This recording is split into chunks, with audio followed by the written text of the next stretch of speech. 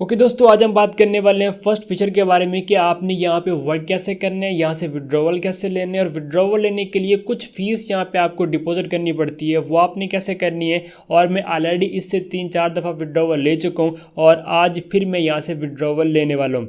आपने मेरे Telegram channel पर जाना है, वहाँ से आपको लिंक मिलेगा। आपने इस बोर्ड को ओपन करना है। ओपन करने के बाद जस्ट आपने ओपन फर्स्ट फीचर इसके ऊपर करना है क्लिक।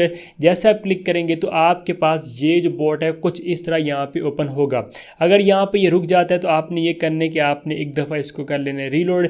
जैसे आप रीलोड करेंगे तो यहाँ पे ये आपके पास ओपन हो जाएगा। जैसे कि यहाँ पे देखिए मैंने रिफ्रेश किया तो मेरे पास अभी यहाँ पे ये ओपन हो जाएगा।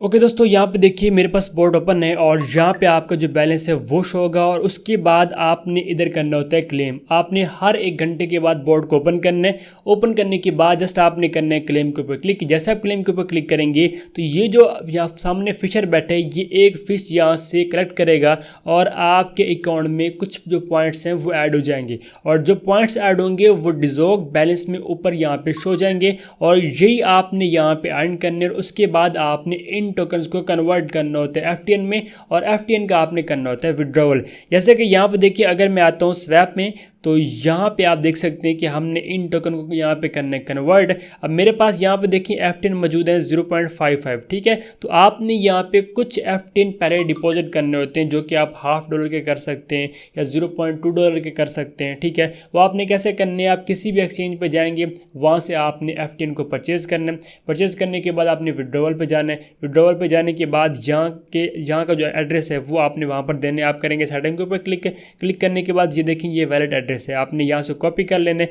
कॉपी करने के बाद अब आपने ये एड्रेस वहाँ पे विड्रॉवल जो वहाँ पे एक्सचेंज में विड्रॉवल का बटन है या विड्रॉवल का जो बॉक्स है वहाँ पर देने। देने के बाद आपने एफटीएन जो है वो वहाँ से विड्रॉवल कर लेने। जैसे आप विड्रॉवल करेंगे तो फिर यहाँ पे डिपॉजिट हो जाएगा और यहाँ पे एफटीएन शो हो जाएंगे। जब यहाँ पे एफटीएन शो हो जाएंगे अब आपने अपने टोकन्स को करना है कन्वर्ट करने के लिए आपने जस्ट करना है स्वैप के ऊपर क्लिक। जैसे आप स्वैप के ऊपर क्लिक करेंगे आपका बैलेंस आएगा और यहाँ पे डॉट के बाद अगर कुछ वर्ड्स आते हैं तो वो आपने यहाँ पे ख़त्म कर लेने और फिर आपने करना है स्वैप के ऊपर क्लिक। जैसे आप स्वैप के ऊपर क्लिक करेंगे तो यहाँ पे आपके जो ये टोकन है वो स्वैप हो जाएंगे। जैसे कि आप देखें कि मेरे पास ये अभी एक एरर शो हुआ है बट मैं पेज को रिफ्रेश करूँगा तो यहाँ पे ये तकरीबन जो हमारे टोकन्स हैं वो कन्वर्ट हो चुके होंगे। ये देखिए मैंने अगेन इसको ओपन किया आप लोगों के सामने और मैं स्वैप सेक्शन में आता हूँ तो यहाँ पर देखें कि अभी नहीं हुए, कोई इशू नहीं है। हम स्वैप के ऊपर क्लिक करेंगे और यहाँ पर हम जो है अब टाइप करेंगे 1400, ठीक है। मैं करता हूँ स्वैप के ऊपर क्लिक और यहाँ पे देखिए एफटीएन टोकन मेरे पास शो हो रहे हैं और साथ उसका जो बैलेंस है वो भी शो हो रहा है। अब बात करते हैं कि आपने विड्रॉवल कैसे लेना है। जस्ट आपने किसी भी एक्सचेंज में ना, जैसे कि मैं यहाँ पे देखें बिटगेट को यूज़ कर रहा हूँ, आपने ऐड फंड के ऊपर आने और आने के बाद यहाँ पे आपने एफटीएन का जो डिपॉजिट एड्रेस है वो आपने लेने। आपने करना है डिपॉजिट के ऊपर क्लिक करने के बाद यहाँ पे आपने सर्च कर लेना एफटीएन को।